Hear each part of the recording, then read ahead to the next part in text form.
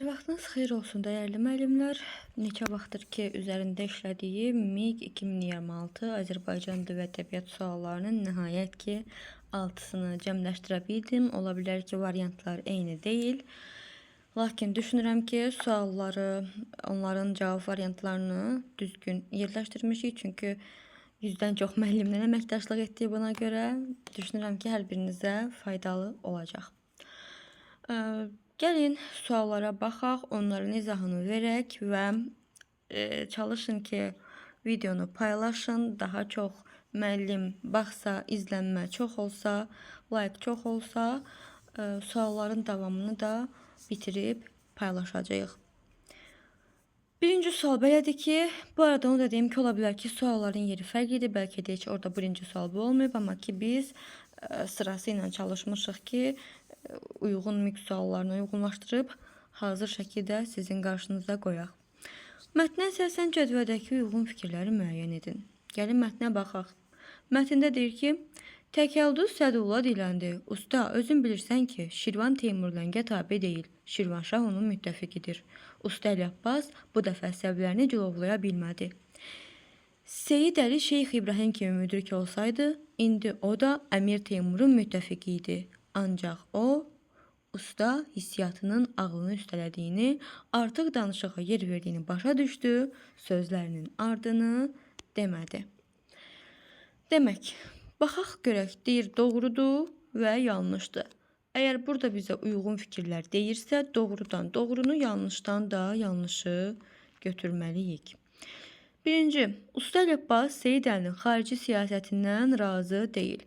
Bunun sözləri də yəni Usta Əli Abbas idi və belə başa düşürük ki, Seyid Əlinin xarici siyasətindən həqiqətən də razı deyil. Deməli, bir olanları götürsək, bir olmayan variantları çıxsaq, cavabımız iki variant arasında qalacaq. Deməli, 2-nin yanlış olduğunu bilsək və ya 3-ün doğru olduğunu bilsək, cavabımız çıxacaq. Lakin bəlkə də MIG-də variantlar belə deyil də, biz ona görə də gərək bütün sualların izahına baxaq. Təkəldüz Sədullah Seyid Əlinin Teymurlənglə ittifaq bağladığını xüsusi vurğulayır.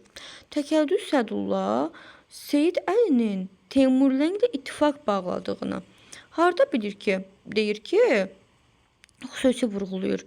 Şirvanşah deyir onun müttəfiqidir.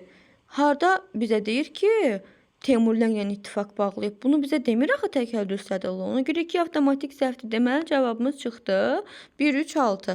Lakin gəl digərlərinə də baxaq. Bəlkə sizi çaşdırıcı variantlar qoymuşlar orada. Biz bunu bilmirik. Usta Abbas Seyid Əlini uzaq görən olmamaqda ittiham edir. Bəli, deyir ki, onun kimi müdrik olsaydı. Deməli, uzaq görən deyil. 3 həqiqətən də doğrudur. Gəlin yanlışlara baxaq. Dövlət rəhbərlərinin siyasi qərarları xalq arasında müzakirə olunur. Bu yanlış fikir deyil, doğrudur. Biz bunu fakt görürük də. Usta Əli Abbas ehtiyatsızlıq etdiyinin fərqinə varır. Aha, bunu da görürük. Bu da yanlış deyir. Axı deyir ki, başa düşdü. Artıq danışığa yer verdiyini başa düşdü deyir. Deməli, bu da deyil. Mükalimə iştirakçılar, yəni doğrudur da, yəni yanlış deyil. Mükalimə iştirakçılarının ölkənin siyasəti ilə bağlı fikirləri ziddiyyət təşkil edir. Aha, mükalimə iştirakçılarının ölkənin siyasəti ilə bağlı fikirləri ziddiyyət təşkil edir. Yanlış deyirsə, bu da yanlış fikir olduğu üçün deməli 6-nı da götürməliyik. Keçək ikinci sualımıza baxaq. Mətnə əsasən cədvəldəki uyğun fikirləri müəyyən edin. Gəlin baxaq. Manqrov meşələrindəki bitkilərin çoxunda diri doğma müşahidə olunur. Rizoforun meyvələri yetişdikdən sonra budaqdan ayrılmır. Açılmadığına görə də toxumlar səpələnmir. Budaqlardan asılı vəziyyətdə meyvələrin daxilində cücərir. 7-9 ay ərzində inkişaf edən zoğlar meyvəni dəlir, budaqların yelənməsindən qoparaq aşağı düşür və dilə sancılaraq kök atır. Quru iqlim bitkisi sayılan birifolmun yarpaqlarında hüceyrələrin bölünməsi nəticəsində bir neçə günə xırda bitki əmələ gəlir. Bu da torpağa düşər bölməyə başlayır. Gəlin baxaq. Doğrudan, yanlışdan və ehtimaldan uyğun fikirləri seçəcəyik. Deyir ki, Briofilium rizofordan fərqli olaraq qısa müddətdə inkişaf edir. Gəlin baxaq, bunu gördükmü? Bunu görmüşük, yoxsa görməmişik? Qısa müddətdə inkişaf etdiyini görürükmü? Baxaq. Bir neçə günə, bəli, bu 7-9 ay deyir, burada bir neçə günə deyir. Deməli, birinci cavabı doğru kimi götürə bilərik. Deməli, bir olanları götürəcəyik, bir olmayanları çıxaq. Müəyyən vaxt ərzində ana bitkiyə bağlı şəkildə qalır. Müəyyən vaxt ərzində ana bitkiyə bağlı şəkildə qalır. Yazılıbmı? Xeyr, yazılmayıb axı. Bu doğru, deməli bu doğru deyil. 2 olanları çıxarıq. Cavab ya 1, 3, 5 olacaq, ya 1, 3, 4, 6. 3-ə baxaq yenə də. Toxum vasitəsilə çoxalır. Hər ikisi də yanlışdır deyir. Yanlışdır deyirsə, deməli, bu deyir ki, bir neçə günə xırda bitki əmələ gəlir. Yarpaqlarda hüceyrələrin bölünməsi nəticəsində. Aha, deməli yanlışdır. Çünki yarpaqda hüceyrələrin bölünməsi nəticəsində oldu axı. Deməli, bu yanlışdırsa 3 dəqiqdir. 4-ə baxaq. Sulu ərazidə yaşayan bitkidir. Aha, baxın, quru iqlim bitkisi deyir. Necə sulu ərazi ola bilər? Quru iqlim deyir. Deməli, cavabımız 1, 3, 4, 6-ya da baxaq. Ehtimaldır. Manqrov meşələrində inkişaf edə bilməz. Aha, bu ehtimal ola bilər. Niyə? Çünki quru iqlim bitkisi də axı manqrov meşələrdə ki, deyir axı burada nə oxuduq bayaq burada? Bizə demir. Bizə ümumiyyətlə rizofon haqqında məlumat bilmirik necə bitkidir. Amma deməli bizə deyir ki, bu isə quru iqlim bitkisidir. Ona görə biz bunu ehtimal edə bilərik ancaq. Altında göstərəcək. 5-ə də baxaq. Ana bitkidən ayrılaraq sərbəst şəkildə böyüyə bilər. Bu ehtimal deyil. Doğru fikir kimi götürə bilərik. Ona görə cavab olar C variantı. Keçək 3-cü sualımıza baxaq. 3-cü sualımız da mətn sualıdır. Mətndən əhəng daşı ilə bağlı hansı dəqiq qənaətlərə gəlmək olar? Əhəng daşı əsasən kalsium karbonatdan ibarət olan çökmə mənşəli faydalı qazıntıdır. O milyon illər ərzində dəniz və okeanlarda balıqların, planktonların, mikroorqanizmlərin qalıqlarının toplanıb bərkiməsi nəticəsində əmələ gəlmişdir. Əhəng daşı tikinti sənayesində geniş istifadə olunur. Sement və əhəng istehsalında əsas ilkin materialdır. Metallurgiya sənayesində isə dəmir filizinin emalı prosesində istifadə edilir. Bizə də deyir ki, dəqiq qənaətə gəlmək olar. Dəqiq. Sənayedə dəmirin tərkibinə qatılır. Bu dəqiq qənaətdir. Oxuduq biz bunu. Mənşəyini canlıların qalıqlarından götürən faydalı qazıntıdır.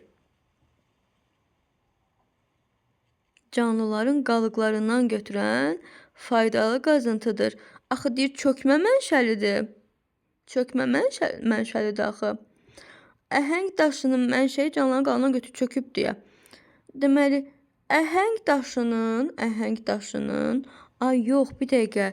Dəniz və okeanlarda balıqların, planktonların qalıqlarının, aha, bir dəqiqə, onların qalıqlarında. Ona görə ikini də götürəcəyik biz burada. Diqqətli olaq, baxın, birincini oxuduq çökmə mənşəlidir, amma ardını oxumadım deyə görürsünüz, o dəqiqə insan çaşır. Ona görə 3-ə baxaq indi. 3-də də bizə deyir ki, əhəng daşının tərkibi vahid maddədən ibarətdir. Bu yanlış fikirdir. Çünki vahid maddə o deməkdir ki, sadəcə bir dənə tərkibi var. Xeyr, bu belə deyil. Bəzi inşaat materialları üçün əsas xammaldır. Bu da bizə deyir, axı deyir, metallurgiya sənayesində istifadə olunur. Tikinti sənayesində istifadə olunur. 4-də düz olacaq.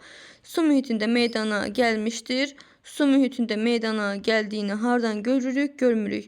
Su mühiti olmaya bilər. Qalıqları ancaq suda mı olur? Xeyr, biz bunu bilmirik axı.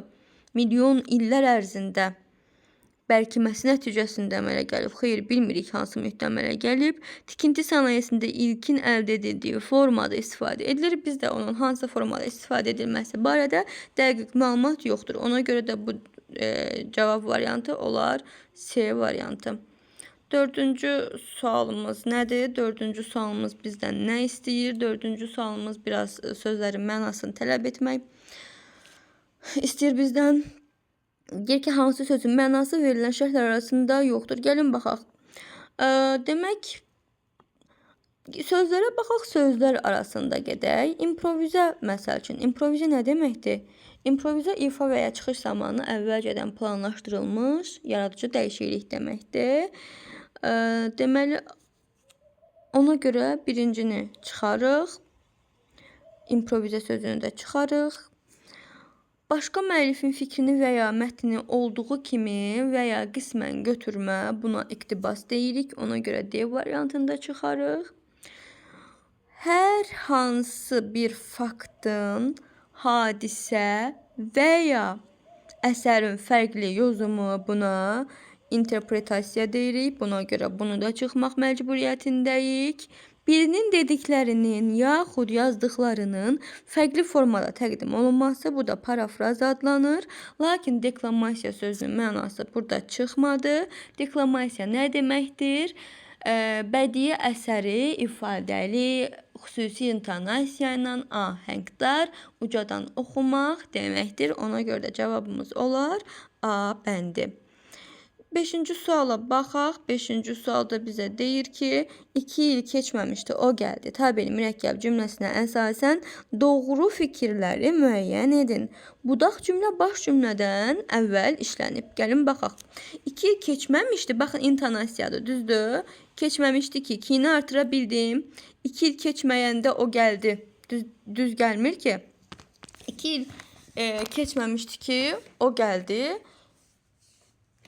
Kini qoya bildik. Amma bax, 2 il keçməyəndə o gəldi. Deməli, mən bunu anda-anda ilə əvəz edə bildimsə, deməli, budaq cümlə baş cümlədən əvvəl gəlmiş hesab olunur. Ona görə biri düz götürə bilərik. Budaq cümlə baş cümlədəki əvəzliyi izah edir. Baş cümlədəki əvəzlik odur. 2 il keçməmişdi, onu izah etmir axı. Ona görə 2 səhvdir. Cümlədəki vergül və birinci xəbərdəki köməkçi söz silinərsə, cümlənin qrammatik əsasının sayı dəyişəcək. Gəlin baxaq. Cümlədəki vergülü silsəm, 2 il keçməmişdi və birinci xəbərdəki köməkçi söz. Birinci xəbərdəki deməli, köməkçi sözümüz nədir? Keçməmişdi. 2 il keçməmiş o gəldi. Qrammatik əsasının sayı dəyişir də. Burada bu xəbər idi, amma 2 il keçməmiş o gəldi. Vergülü siləndə nə vaxt gəldi? Zəflik olur. Deməli, 3 doğrudur. Budaq cümlə baş cümləyə intonasiya ilə bağlanıb. Bəli, biz burada kini görmürük. Ona görə də heç nə də yoxdur. Əlavə olaraq 4-dür. Düz kimi qəbul edəcəyik. Budaq cümlə zəflə ifadə olunmuş, zəfliklə işlənib. Budaq cümlədə zəflə ifadə olunmuş, zəflik işlənib. Hanı? Budaq cümlə 2 il keçməmişdi. Zəflə ifadə olunmuş, zəflik yoxdur. Ona görə 5də yanlışdır. Cavabımız olar A variantı. Keçək 6-cı sualımıza. Nümunələr əsasında cədvəldəki uyğun fikirləri müəyyən edin. Gəlin cümlələrimizə baxaq və müəyyən edək. Göl tək işıldayan yaşıl, nəmli çöllükdən də, meşəlikdən də keçərkən topa-topa buludlar arasından göz qamaşdırıcı günəş parıldayırdı. Yağışdan sonra meşədə rütubət çox idi. Nəm torpaq, mamır və çürük ağac, çölçəpi aydın hiss olunurdu. Cümlələrdən yalnız birinə aiddir. Hər iki cümləyə aiddir və cümlələrin heç birinə aid deyil. Bu tipli suallar imtahanda biraz çaşdırıcı suallar kimi görünsə də, əslində biraz diqqət tələb edən suallardır. Çünki vaxt tələb edən suallardır. Gəlin baxaq.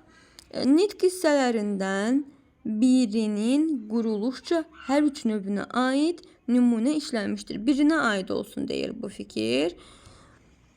Birinciyə baxaq. Quruluşca hər üç növünə. Göl tək sadə düzəltmə, sadə düzəltmə. Baxaq görək başqa nə görürük? Göz qamaşdırıcı. Bunda baxın, sifətin həm sadə, həm düzəltmə, həm mürəkkəb var. Baxaq görək bu digər cümləmizdə varmı? Yoxdursa bunu götürə bilərik. Əgər varsa götürə bilmərik. Çünki birini istəyir axı. Sadə. Düzəltmə. Yağış, düzəltmə, meşə, sadə, çöp, mürəkkəb. Bu da var. Deməli, birinci cavab bizim doğru cavabımız ola bilməz. Baxın, elə birləri çıxsaq, cavabımız 2, 3, 6 ya da 2, 4, 5 kimi qalacaq. Çünki baxın, hər iki cümlədə də cümlənin yəni nitq hissəsinə aid olan birində sifət, birində ismin biz hər üç quruluşun növünə aid sözlər gördük. Əsas nitq hissələrinin ancaq birinə aid nümunə işlənməmişdir. Gəlin baxaq görək hansına aid nümunə yoxdur. İsim, feil, sifət, isim, feil, sifət, isim, Hansı yoxdur? Burada. Əvəzlik yoxdur. Burada. Zəflik yoxdur. Burada ikisi yoxdur. Amma bizə deyir ki, birinə aid nümunə işlənməsin. Digərinə baxaq. Yağışdan sonra meşədə rütubət çox idi. Nəm torpaq, mamır və çölük ağac, çörçöp iyi, aydın hiss olunur. Aha, burada zərf də var, sifət də var, isim də var, sifət də var, feil də var, əvəzlik yoxdur. Deməli, ikini götürə bilərik. Çünki birinə aiddir. Hər iki cümləyə aid fikir istəyir bizdən. Amonimliyi olan köməkçilik qissəsi işlənmişdir. Aha, burada tək var. Burada da sonra var. Deməli, 3'ü götürürük. Hər iki cümləyə aid fikirdir çünki. İsmin 4 müxtəlif falında işlənmiş sözlər var. Diqqətli olaq, sözlər deyir. Bizə demir ha, isim olsun. Sözlər deyir. 4 müxtəlif hal. Gəlin baxaq. Deməli, adlı hal var. Çıxışlı hal var. Yəlik hal var. 3 var. Bu hər iki cümləyə aid olmadığı üçün 4'ü çıxırıq. Cümlələrin heç birinə aid deyil, yəni heç birinə aid olmayan fikir seçməliyik. Zaman anlayışı bildirən təsriflənməyən feil işlənmişdir. Işıldayan zaman anlayışı bildirmir. Keçərkən, aha, gəlin baxaq. Artıq işlənib keçərkən. Nə vaxt? Keçərkən zaman anlayışı bildirir, təsriflənməyən feildir. Deməli, 5'i də çıxırıq. 3 müxtəlif köməkçilik qissəsinə aid nümunə işlənmişdir. Göltək, qoşma, dadə nədir? Bağlayıcı, 2'dir. Heç birinə aid deyil. Bu, buna aid deyə görə digər cümlədə nədir vəziyyət? Yağışdan sonra qoşma, bağlayıcı, burada da başqa yoxdur. Demək, heç birinə aid olmayan fikir 2, 3, 6 oldu. Əgər bəyəndinizsə, bu suallar bu qədər. Ümid edirəm ki, sizin üçün faydalı oldu. Bunlar müəllimlər əsasında topladığımız tam mix suallarıdır. Variantları eyni olmasa da suallar, mətinlər və eyni zamanda şərtlər eynidir. Ümidvaram bəyənərsiniz. Bu arada onu bildirmək istəyirəm ki, sentyabr ayından etibarən müəllimlər üçün resurslar qruplarımız açılır. Azərbaycan dili, ədəbiyyat, tarix, riyaziyyat, kimya, biologiya, fizika, coğrafiya fənləri üzrə qiymətlər münasibdir. İstəsəniz qoşula bilərsiniz. Çox sağ olun. Bu qədər.